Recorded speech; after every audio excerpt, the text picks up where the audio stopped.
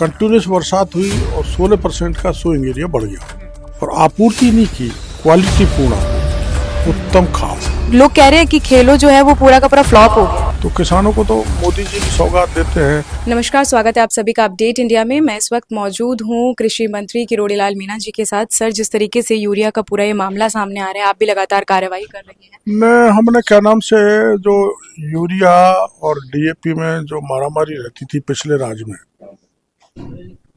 उसकी तुलना में अब की हमने व्यवस्थाएं बहुत बेहतर की हैं। और वो जब चाइना ने हमारा शुरू में उर्वरक बंद कर दिया था, ईरान और फिलिस्तीन, गाजा और इजराइल में युद्ध हो रहे थे, उसके कारण जो इंपोर्ट करना था फर्टिलाइजर वो डिले हो गया। जितनी मात्रा में करना था उतना नहीं हुआ और कंटिन्यूस बरसात हुई और 16% का सोइंग एरिया बढ़ गया। उसके बावजूद भी हमने 90% 100% मांगा तो भारत सरकार ने 90% दिया, मात्र 10% व्यवस्थित नहीं हो पाया क्योंकि मैंने इंटरनेशनल स्थिति खाद की बताई है।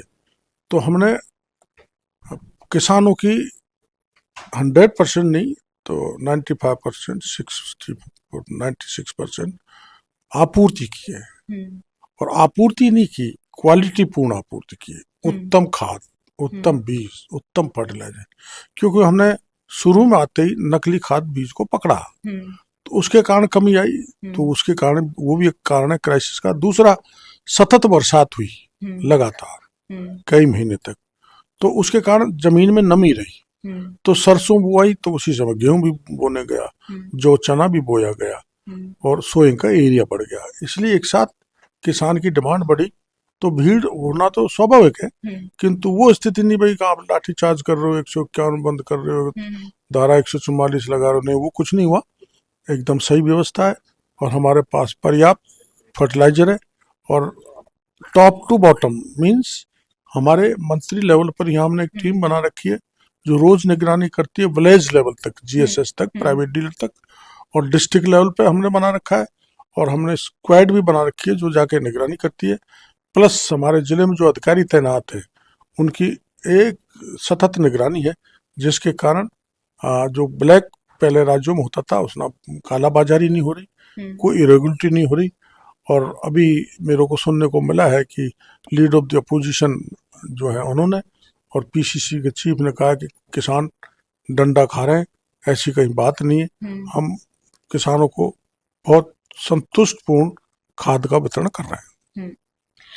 जिस तरीके से अभी आप लगातार चर्चा में बने हुए हैं, आपने जो सुनवाई कर रहे हैं वो चाय की थड़ी पर कर रहे हैं और हाथ में महिला के आंसर लिखते हुए आपने एक वीडियो भी सोशल मीडिया पर काफी वायरल होता हुआ दिख रहा है। वहीं बीजेपी में भी कार्यालय में भी जनसुनवाई हो रही है, लेकिन लोगों का कहना है कि वो कार्यकर्ताओं की जनसुनवाई हो रही है, आम जन की तो कोई सुन ही नहीं रहा है। नहीं, ऐसा नहीं है। भारतीय जनता पार्टी का कार्यालय पे, अब मेरा यह कार्यालय है, ये मेरी पार्टी का कार्यालय नहीं है, सरकार का कार्यालय है। अब भारतीय जनता पार्टी कार्यालय पे तो इसलिए बैठना आसान है हमको, और किसी जगह पे जैसे आरोप लगाते हैं प्रतिपक्ष के लोग, मंत्री घर से बाहर नहीं निकलते, मंत्री ये ऑफिसों में नहीं मिलते, तो वो एक सार्वजनिक स्थान है, वहाँ कोई जा सकता है। हर एक की सुनवाई की जा रही है, मैं भी हर एक की सुनवाई कर रहा हूँ, वैसे सब कर रहे हैं। ये गुमराह करने वाला है, बेबुनियाद आरोप है।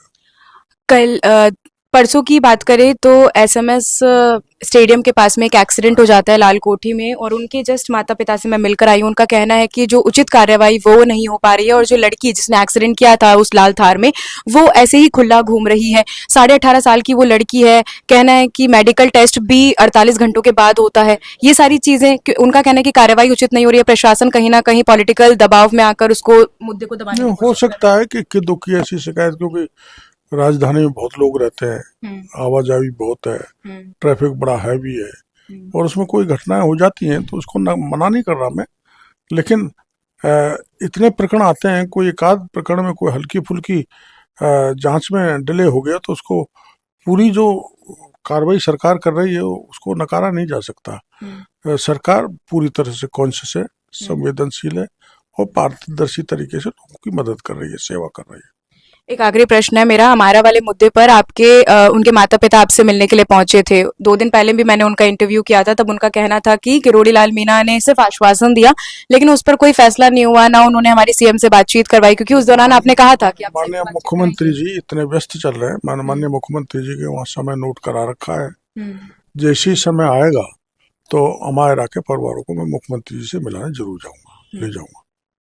किसानों को क्या सौगात देने वाले हैं आने वाले वक्त में?